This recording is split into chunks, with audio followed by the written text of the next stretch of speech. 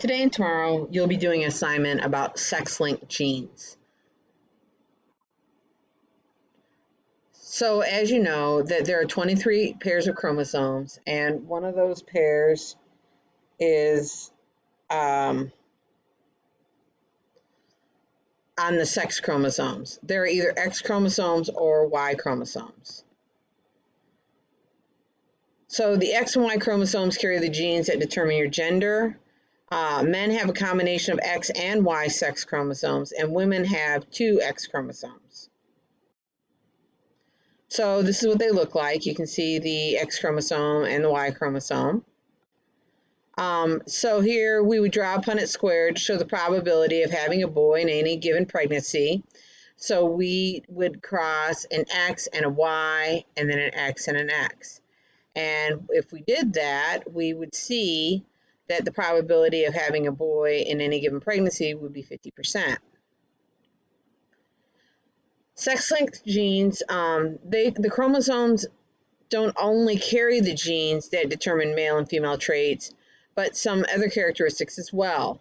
Genes that are either carried by either sex chromosomes X or Y are said to be sex-linked. Men normally have an X and a Y combination of sex chromosomes. Since only men inherit the Y chromosome, they're the only ones that inherit Y-linked traits. So you can see here the X and Y chromosome, and that's for men. And since only males have the Y chromosome, Y-linked traits will only go through the males. A female cannot get a Y-linked trait. So you can see here that the X and Y chromosome are here, and that's the 23rd set of chromosomes. Women have 2 X chromosomes. So, and you can see here the 23rd set of chromosomes are 2 X chromosomes. So this child is reminding his mother that half his chromosomes are hers. So X-linked traits. So these are traits that only are on the X chromosome. Men and women can get the X-linked traits, and why? Because both men and women have an X-linked chromosome. So the inheritance patterns for male and female children, you can see that the mother gives 1 X chromosome to their child. So the mother only has an X chromosome to give. So they give an X chromosome to male and female child. Now, the father has an X and a Y chromosome. So if he gives the X chromosome, then you have a female child. If he gives a Y chromosome, you have a male child. So since men only have 1 X chromosomes, any genes on that are expressed in the phenotype. They show up in the male, even if it's a recessive gene, because there is no other X chromosome in men to have to dominate that trait. In women, a recessive allele on 1 X chromosome normally masks on their phenotype, and that is because generally the other X chromosome will have the dominant allele. If the woman's heterozygous for the X-linked disease, she's said to be a carrier. That doesn't mean she has the disease, but she can pass it down to her children. So you can see here's 2 X chromosomes where the female has the recessive trait allele and the dominant allele, but because she has a dominant allele, it masks the recessive, and so you do not see the recessive trait in the female. So we know that there's at least 120 genes that are known to be X-linked, such as hemophilia, red-green color blindness, congenital night blindness, and Duchenne muscular dystrophy. So with hemophilia, that is an X-linked genetically inherited recessive disease. That means that the people who have it can't clot their blood. If they get a minor cut, they have severe bleeding, and it mostly happens in males because it's an X-linked genetically inherited recessive disease. So you can see here. So this shows with hemophilia, where the mother does not carry the gene at all for hemophilia, and the father does carry the gene. So when the father passes his X chromosomes down, here he only gives X chromosomes to his daughters. He cannot give X chromosomes to his sons. He only gives a Y. So now his two daughters are carriers for hemophilia. So this is the next generation. So the mother is a carrier for hemophilia, and the father has hemophilia. That you can see that some of the children will carry hemophilia as a daughter. Two of the children have hemophilia, and one child is completely unaffected. Now, if we look here, if the mother's a carrier and the father's unaffected, then two of the children end up being carriers, if theoretically. And then let's say that you have a mother with hemophilia. Both sons will have hemophilia because they will both get that X chromosome. Red-green color blindness is also X-linked. That is when people cannot tell the difference between red and green. And again, it most often affects males because it's X-linked.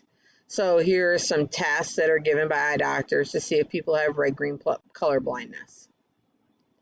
Muscular dystrophy is also an X-linked trait. It is characterized by gradual, irreversible wasting away of skeletal muscle. It begins when boys are about 3 and gets worse every year, and people who have this usually die by age 30. So that's an X-linked trait that is passed on to sons from their mothers. Y-linked traits. So the Y chromosome is very small and doesn't have very many genes. Y-linked diseases are very rare, and they can only go from father to son. Females cannot have Y-linked traits. For example, male infertility or retinitis pigmentosa, which causes loss of sight. Hypertrichosis pinnae, which is hairy ears. It can happen later in life, and that's also a Y-linked trait. So which parent determines the sex of a baby? Well, it always has to be the father, because only the father can give an X or a Y chromosome to their offspring. What will the sex of a child produce when an egg is fertilized by a sperm that has a Y chromosome? Well, that would be a boy, because X and Y chromosomes is what makes males. And then based on the knowledge you have, can the sex of a child be predicted based on the number of males or females in the family? No, because every time you have a child, there's a 50-50 chance of having a male or female. So let's take a look at the assignment for today. So we're going to be working on this today and tomorrow, and we're looking at sex-linked traits with Homer and Marge. So after many years of studying, geneticists have sequenced the genes on the sex chromosome of Marge and Homer Simpson, and they have found some very shocking discoveries. So we can see here, these are X chromosome traits. So if you have the capital O, that means you're predisposed to obesity.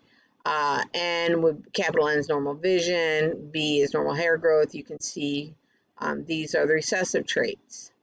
So now we can see Homer's genotype and Homer's phenotype. Now, when it has an X with a letter on it next to it, that shows what allele we're looking at on the X chromosome. So for here, color vision, we have a lowercase n. If we go up here, we see lowercase n means blue-yellow color blindness.